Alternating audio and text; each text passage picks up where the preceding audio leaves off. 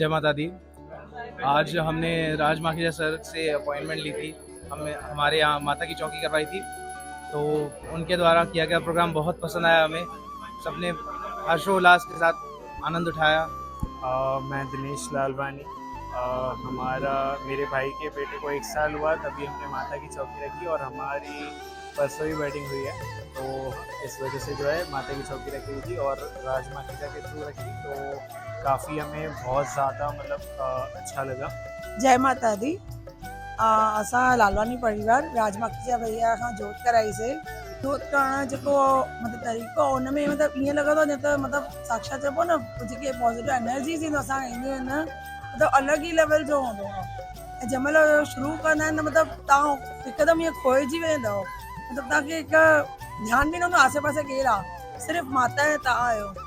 ऐं जंहिं महिल उहो जिस पूरो कंदा आहिनि त तव्हां लिटरली मतिलबु तव्हांखे ईअं लॻंदो जीअं गूज़बम्स थींदा आहिनि न, तव्हांखे हिकु फीलिंग ईंदव कि मतिलबु तव्हां मथां मतिलबु माता सां मिली आहियो।